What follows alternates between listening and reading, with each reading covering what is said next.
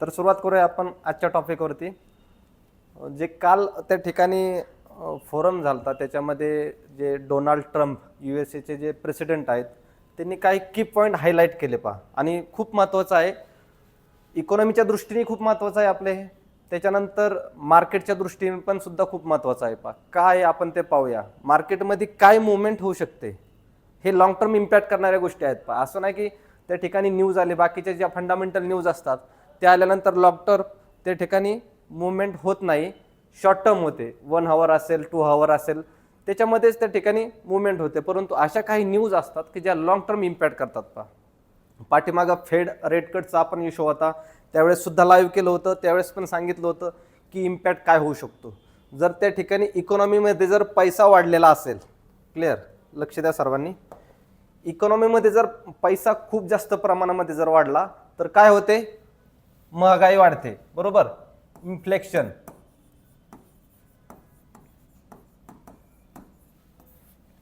Inflection वाढतं पहा. महागाई महागाई महागाई वाढते का, कारण मार्केटमध्ये खूप जास्त पैसा आहे पहा.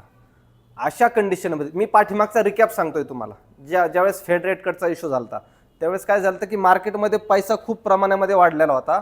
मग सेंट्रलाइज बँकेचं काम काय आहे, मार्केटमधला पैसा काढून घ्यायचा आहे. कसा काढून घेणार, चोरी करून घेणार आहे का, नाही. तर मग त्याच्यासाठी काहीतरी इकॉनॉमिकली धोरण त्या ठिकाणी अप्लाय करावं लागतात. मग हे कोणते आहेत, तर व्याज जे आहे, बरोबर, व्याज रेट ते काय करायला जातात, वाढवले जातात. व्याज महाग केलं जातं जे बँकेमधून आपण व्याज घेतो. एक एक्झाम्पल घ्या, 10% त्या ठिकाणी व्याज आहे पहा, बँक देत आहे 10% व्याज देत आहे. आणि जर उद्या त्या ठिकाणी बँकेने सांगितलं की आम्ही आता आमच्या धोरणामध्ये चेंजेस केलेत, 1%नीच तुम्हाला त्या ठिकाणी व्याज भेटेल. आता ज्यावेळेस हे अनाऊन्स केलं जाईल त्यावेळेस इथं जास्त प्रमाणामध्ये व्याज घेतला जाणार. पब्लिक काय करणार, जास्त प्रमाणामध्ये बँकेकडून व्याज घेणार. म्हणजेच काय, खाली या ठिकाणी पब्लिककडे मनी फ्लो जास्त येणार, पैसा जास्त येणार मार्केटमध्ये, बरोबर. क्लिअर. त्याच्यामुळं व्याज कपात करणं पॉसिबल नाही. मग काय करावं लागतं, व्याज वाढवावं लागतं पहा. व्याजदर जे आहे ते वाढवावं लागतात. व्याजदर वाढवल्यानंतर ज्या चैनीच्या गोष्टी आहेत पहा, त्या ठिकाणी जर तुम्हाला लोन जर कमी पर्सेंटनी जर भेटलं तर तुम्ही लोन घेणार आणि तुमच्या ज्या चैनीच्या गोष्टी आहेत, ज्या लक्झरी गोष्टी आहेत, त्याच्यावरती तुम्ही ते स्पेंड करणार पहा. लक्झरी गोष्टींवरती स्पेंड करणार, बरोबर. परंतु जर हे व्याजदर जर वाढवले गेले, पर्सेंटेज वाढवले गेले, तर ते हे व्याज घेण्यात येत नाही. मग मार्केटमध्ये पैसा कमी प्रमाणामध्ये जाणार आणि त्या ठिकाणी पैसा आटोक्यामध्ये येणार किंवा महागाई आटोक्यामध्ये येणार. हा झाला रिकॅप पाठीमागचा, बरोबर. फेड रेट कटच्या वेळेस त्या ठिकाणी काय झालं, व्याजदर वाढवले नव्हते तर कमी केले होते, बरोबर. म्हणजे त्यावेळेस पण असं पाऊल कुठलंच उचललं गेलं नव्हतं की मार्केटमधला पैसा कमी होईल. मग आत्ता काय त्या ठिकाणी पाऊल उचललं गेलेलं आहे. हा पाठीमागचा पार्ट झाला. आता टॅक्सेशनचं बोललं जाते. काय बोललं जाते, टॅक्सेशन. टॅक्सेशन संदर्भामध्ये काय कोणत्या गोष्टी झालेल्या आहेत किंवा इंडियासाठी कोणत्या गोष्टी चांगल्या झालेल्या आहेत, कोणत्या गोष्टी वाईट झालेल्या आहेत. शक्यतो सगळ्या वाईटच झालेल्या आहेत. आपण चर्चा करूया पुढे. ओके, आपण डायरेक्ट PDF वरती पाहूया, म्हणजे तुमचा त्या ठिकाणी टाइम पण वाचेल. PDF वरती काय होईल की लिहिण्याचा टाइम वाचेल पहा. की पॉईंट आहेत हे काढलेले आहेत पहा आपण. काय, टॅरिफ इन्क्रीज म्हणजेच काय, गुड्स आणि सर्व्हिसवरती जो अमेरिका टॅक्स लावते तो टॅक्स वाढवला गेला. त्याला टॅक्स सुद्धा बोललं जातं. तर तो किती वाढवला, 100%. गुड्स आणि सर्व्हिसमध्ये कोणते कोणते येतात पाहूया आपण. गुड्स आणि सर्व्हिस,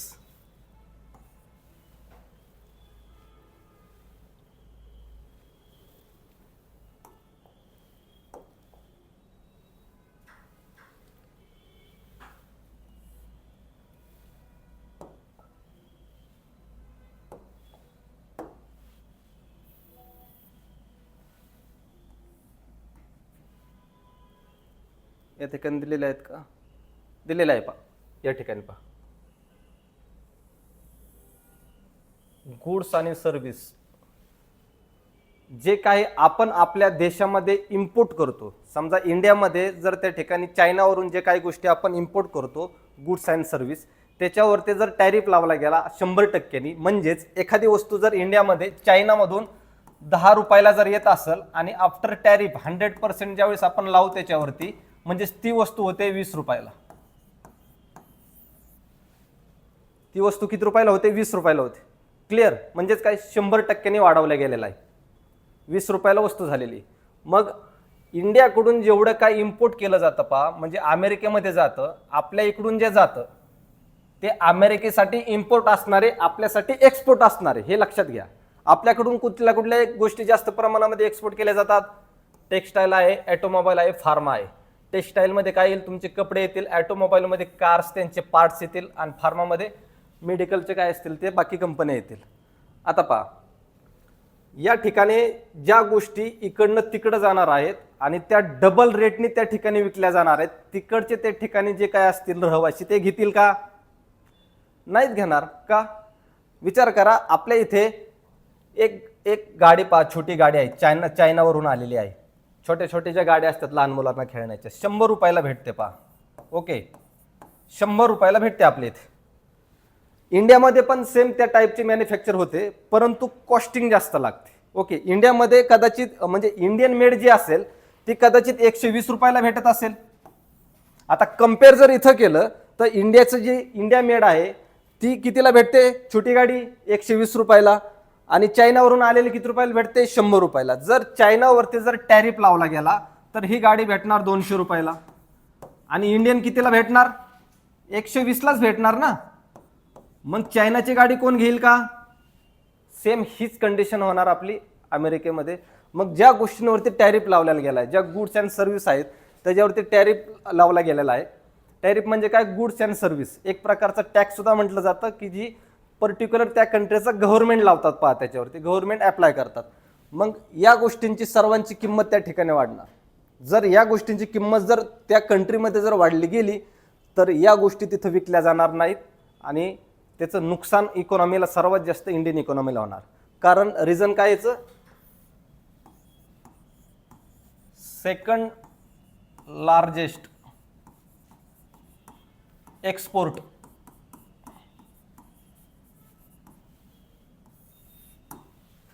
हे अमेरिकेमध्ये होतं आपल्याकडून.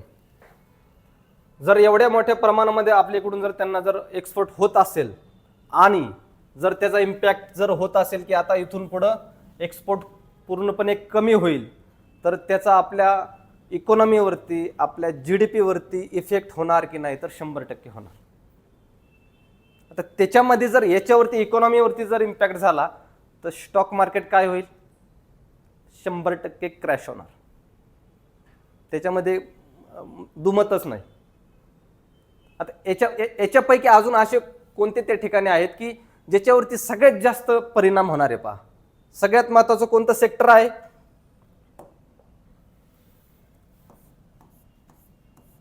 IT sector, software sector, engineer. Corona नंतर पाहिलं होतं पहा, इंजिनियरची त्या ठिकाणी म्हणजे अवेलेबल जास्त नव्हते पहा. त्याच्यानंतर त्यांचे पॅकेजेस वगैरे वाढवण्यात आले. का?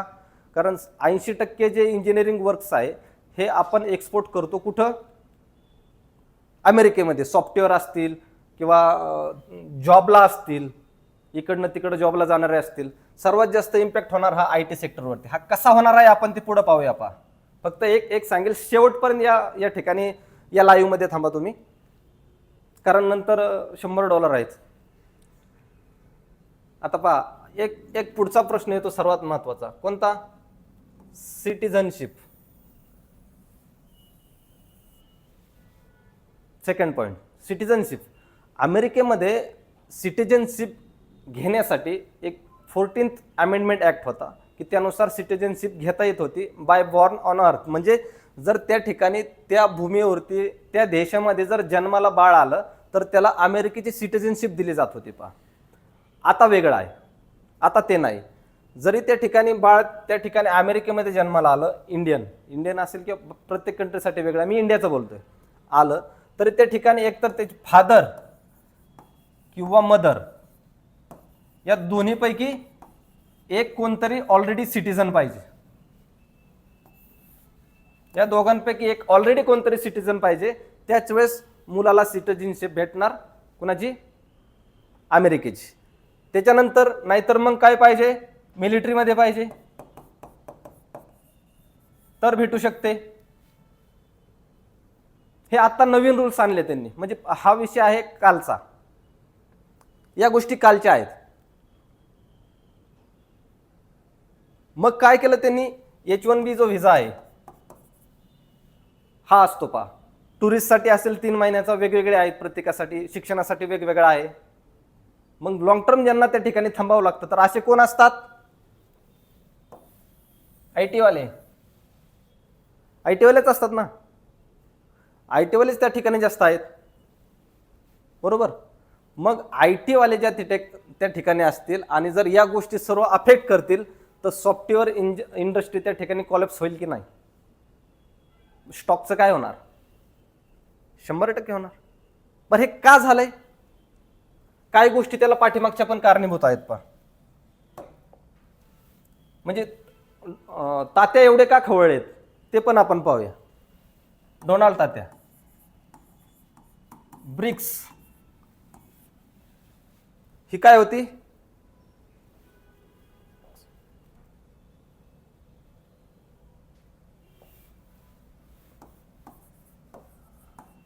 ब्रिक ही काय आहे? एक ऑर्गनायझेशन आहे. त्या ठिकाणी आता सध्या 10 देश आहेत पहा,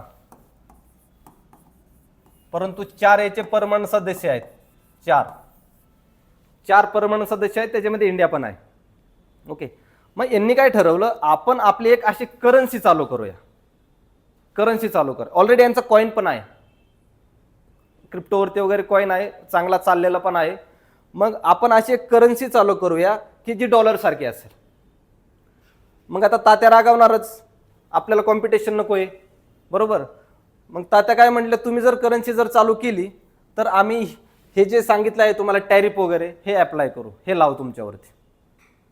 त्यांचं काय म्हणणं आहे? या कंट्रीचं काय म्हणणं आहे? सुरुवातीला 4च देश होते, नंतर अजून एक आला, ब्रिक्स आहे पहा, साऊथ कोरिया आला, त्याच्यानंतर मग अजून टोटली 10 ॲड झाले. त्यांना वाटलं की आता थोडं थोडं वाढायला लागलेलं आहे यांचं, कदाचित करन्सी आली तर जे प्रभुत्व आहे डॉलरचं ते कमी होऊ शकतं. मग अशा वेळेस काय करणार? तर मग अशा गोष्टी करून काहीतरी बंधनं लादायची, तुम्ही करन्सी आणू नका.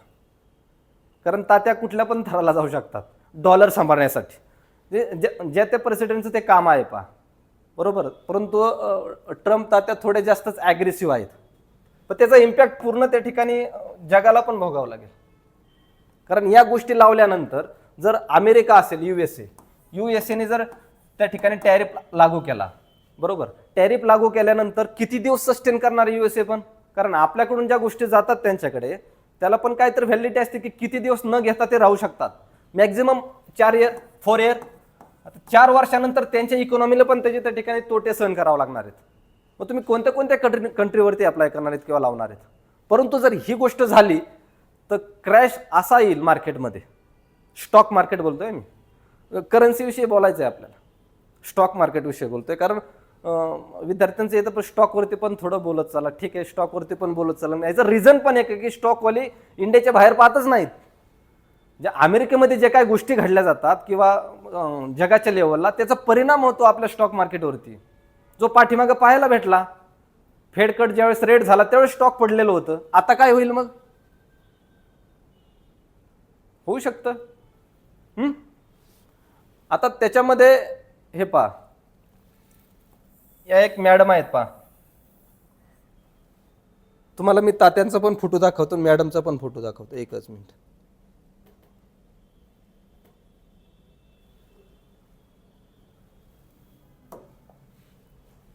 हे तात्या आणि या मॅडम आहेत.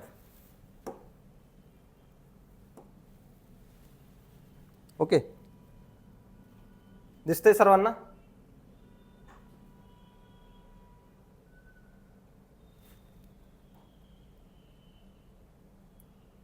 कुठे गेलता ते?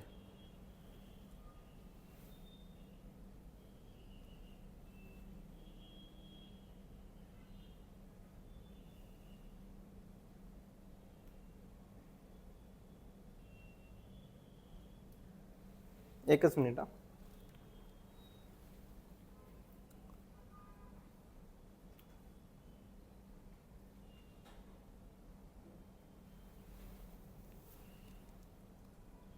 काय बोलल्या पा, यांचं सेंटिमेंट काय आहे?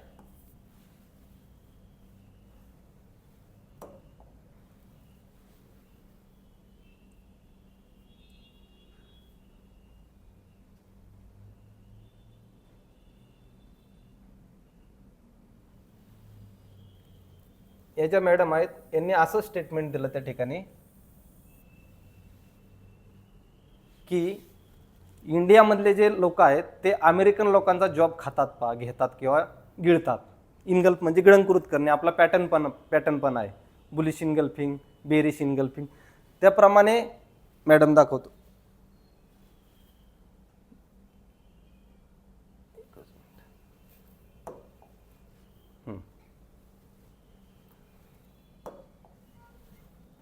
यांचं असं म्हणणं आहे. तर या रिपब्लिकन पार्टीच्या मेंबर आहेत बरोबर, ज्या पार्टीचे ताते आहेत. मग कदाचित यांच्या बोलण्याला वजन असेलच ना.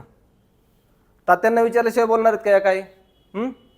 आता यांनी काय त्या ठिकाणी सांगितलं, जगातील तिसरा या ठिकाणी वर्गवारी केली गेली त्या ठिकाणी विकसनशील देश, विकसित देश. तर यांचं म्हणणं आहे की तिसरा विकसनशील देश आहे इंडिया, असं त्यांच्या बोलण्यामधून आलं. की तो देश काय करतोय, अमेरिकन लोकांचे जॉब गिळंकृत करतोय किंवा घेतोय या स्टेटमेंटला महत्व आहे खूप, बरोबर. परंतु या ज्या मॅडम आहेत लुमर मॅडम, त्यांना एक सॉफ्टवेअर डेव्हलप करायचं होतं सॉफ्टवेअर, आणि ते सॉफ्टवेअर त्यांनी डेव्हलप करून घेतलं तर ते सुद्धा 2 इंडियन इंजिनियर कडून घेतलं म्हणजे चालत नाही इंडियन शिवाय काय, बरोबर. परंतु आत्ताचे जे हे स्टेटमेंट आलेले आहेत ना, हे पूर्ण काही निगेटिव्ह आलेले आहेत मग याचा इम्पॅक्ट कदाचित नक्कीच होईल, किंवा हे असं असू शकतं की काहीतरी बार्गेनिंग करायचं असेल इंडियासोबत की या गोष्टी अप्लाय करू आम्ही, एकतर तुम्ही असं करा. हे इंटरनॅशनल लेवलला गोष्टी होणार आहेत, बरोबर. परंतु या नक्कीच जे ट्रम्पचं तात्यांचं स्पीच आहे त्याचा इम्पॅक्ट निगेटिव्ह हा मार्केटवरती नक्कीच पडताना दिसेल त्याच्यामुळे आपल्याला याच्यावरती अपडेट राहावंच लागेल, त्याच्याशिवाय पर्याय नाही. क्लिअर?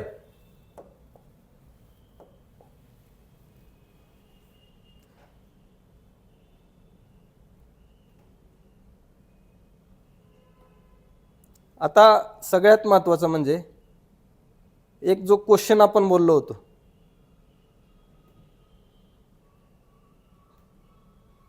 की ज्या क्वेश्चनचा आन्सर तुम्हाला खाली द्यावा लागणार आहे.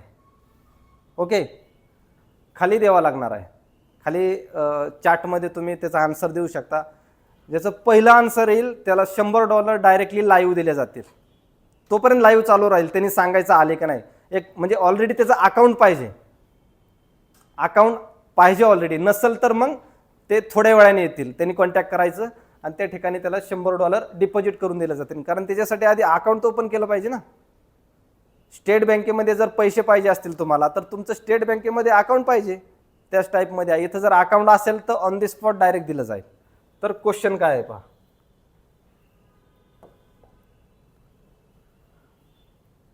क्वेश्चन जास्त असा वेगळा नाही एक सायकोलॉजी क्वेश्चन आहे, म्हणजे एज्युकेशन रिलेटेड नाही, एक सायकोलॉजीसाठी आहे, एक गंमत म्हणून पण आहे. परंतु उत्तर आलं पाहिजे. उत्तर चॅटमध्ये टाकायचं. ज्याचं पहिलं त्या ठिकाणी आन्सर येईल त्याला $100 गिफ्ट भेटणार आहे लगेच. ओके, असा कुठल्या मूवीचा एक फिलन आहे की त्याचं नाव या दोघांशी रिलेट होतं, मजेशीर विलन आहे, दोघांशी रिलेट होतं, कदाचित यांच्या चेहऱ्याशी पण होतं.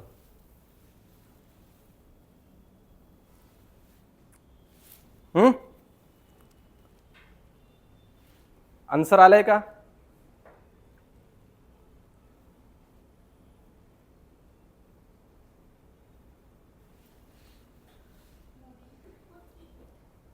हा कुणी दिलंय?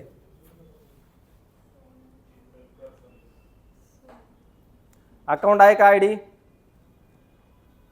ठीक आहे, काय आन्सर मी काहीच बोललेलो नाही. हा हे तात्या आहेत फक्त, मला यांचं नाव माहिती आहे.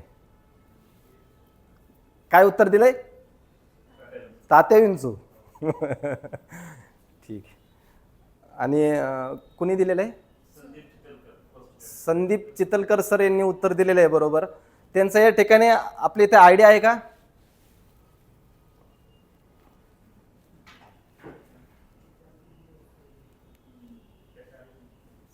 त्याच्या आधी आहे कोणाचं? सोएब 5917. कोण आहे? तुमचं नाव टाका कमेंटमध्ये, पूर्ण नाव टाका. तुमचा आयडी त्या ठिकाणी तुमचं नाव टाका. बरोबर आहे ना?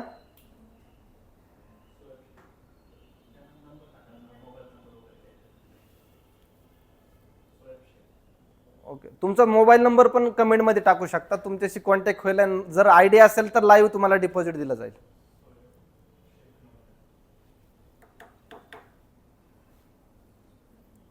कदाचित या ठिकाणी $100 डिपॉझिट भेटणार नाही असं जर सांगितलं असतं तर तुम्ही एवढं केअरफुली पाहिलंच नसतं. बरोबर.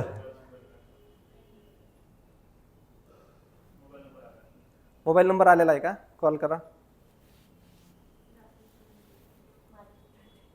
स्टुडंट फोन लावा, आयडी घ्या त्यांचा.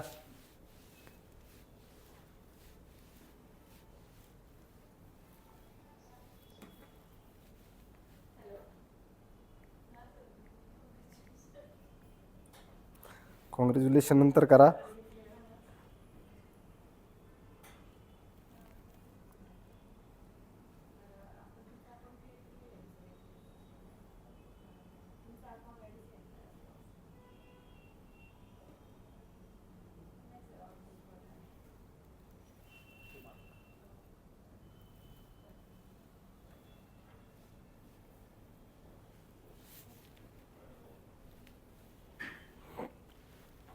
आलेला आहे का आयडी? Okay, weight.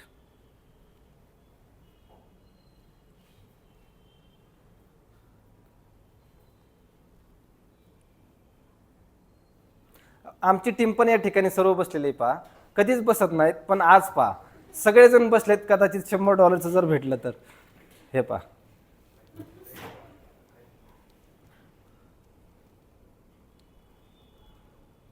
पाहिलेत?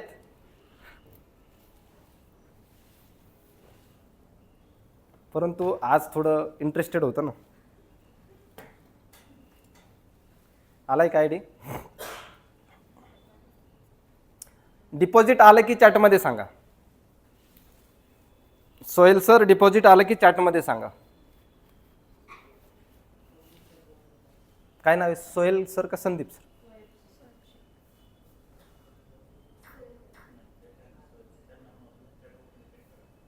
हे पहा, लाईव्ह सेव्ह झाल्यानंतर कमेंट जातात ना. एकदा स्क्रीन रेकॉर्डिंग करून घ्या की त्या ठिकाणी फर्स्ट आन्सर कोणाचा आलेला आहे. पहा, या ठिकाणी रीड करण्यामध्ये मिस्टेक झाली म्हणून सुरुवातीला त्या ठिकाणी दुसरं नाव आलं. पहा, परंतु जर सुरुवातीला आन्सर कोणाचा आलेला आहे? सोएब सर ना. सोएब सर, तुमचा आन्सर आलेला आहे. कॉंग्रॅट्स, तुम्हाला $100 भेटत आहेत. पहा,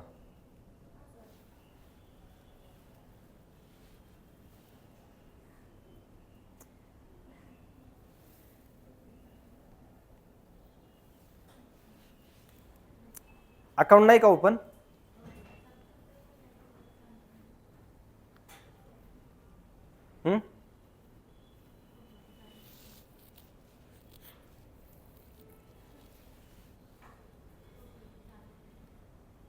मॅडम, अकाउंट नाही ओपन.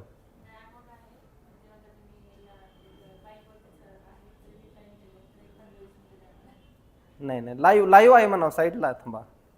लाईव्ह दिलं जाणार. अकाउंट ओपन असेल तर आयडी सांगा म्हणा, किती वेळ लागणार आहे तुम्हाला. आयडी घ्या त्यांच्याकडून. $100 भेटतायत. नाहीतर मग बक्षीस दुसऱ्या व्यक्तीला जाईल, त्यांना सांगा.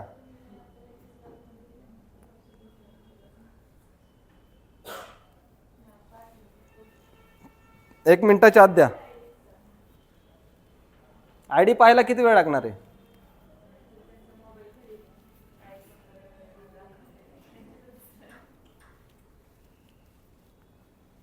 काय करायचं.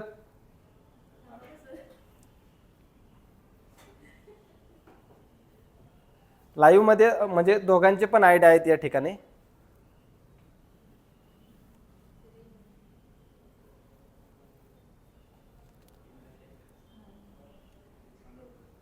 क्वेश्चन पाहूया आपण, क्वेश्चन काय आलेले आहेत का, मी चेक करतो.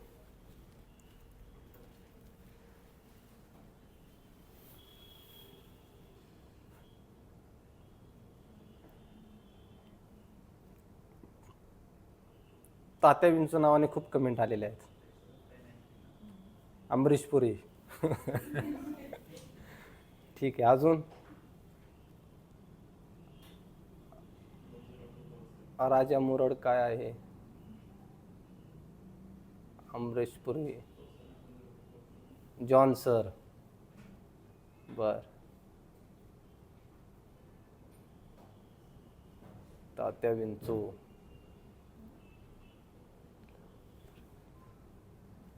सर पहिलं उत्तर मी दिलं होतं. हे पहा, ज्यांच्या त्या ठिकाणी आन्सर आलेले आहेत परत एकदा चेक करा.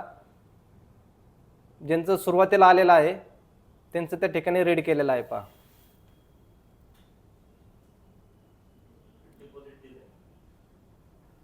डिपॉझिट दिलेलं आहे का. सोएब सर, तुम्हाला डिपॉझिट आलेला आहे का, चॅटमध्ये सांगा.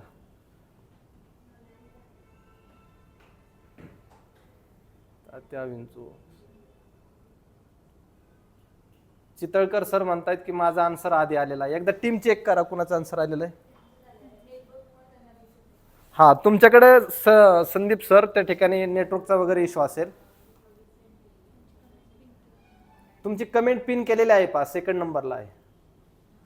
सर क्वेश्चन बदला. आता उत्तर पण झालं. SMC कन्सेप्ट वरती 2 लाख काढले आहे आज. अरे वा, मस्त. हा, चांगले चांगले. SMC कन्सेप्ट झालेला आहे आपला, त्याच्यावरती 2 लाखाचं प्रॉफिट काढलेलं आहे. मस्त.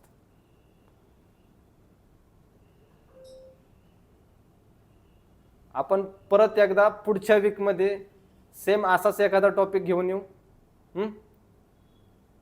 परंतु कायम असेच त्या ठिकाणी क्वेश्चन नसतील, लक्षात ठेवा.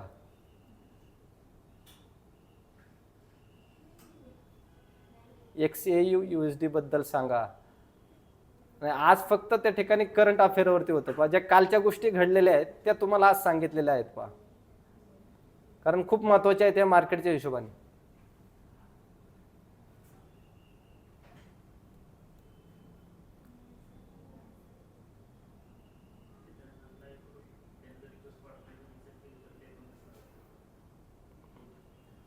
सो तात्या विंचू, हा झाला तात्या विंचू. आता ठीक आहे, आपण नेक्स्ट त्या ठिकाणी लाईव्ह वरती भेटूया.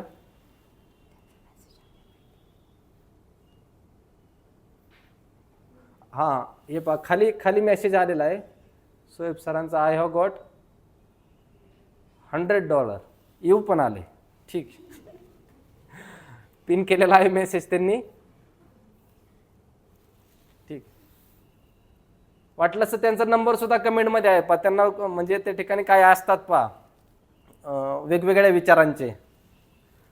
त्यांना डायरेक्ट कॉल पण करू शकता तुम्ही, की तुमचाच कोणतरी असेल, तिथंच बसल्यापैकी कोणतरी असेल, स्टाफच असेल, असं काहीच नाही. डायरेक्ट त्यांचा नंबर पण आहे, त्यांना कॉन्टॅक्ट पण करू शकता तुम्ही. त्याच्यामुळेच लाईव्ह वरती दिलेला आहे. पुढच्या आठवड्यामध्ये सुद्धा असंच एक गिफ्ट राहील पहा. ठीक आहे,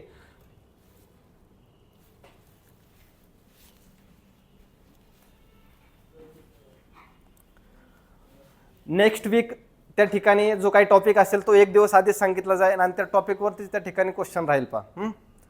पुढच्या आठवड्यामध्ये सुद्धा $100 त्या ठिकाणी तुम्हाला गिफ्ट दिला जाणार आहे. ठीक आहे, तर भेटू नेक्स्ट वीकमध्ये पुढच्या आठवड्यामध्ये नवीन टॉपिक बरोबर. ठीक आहे, चला धन्यवाद.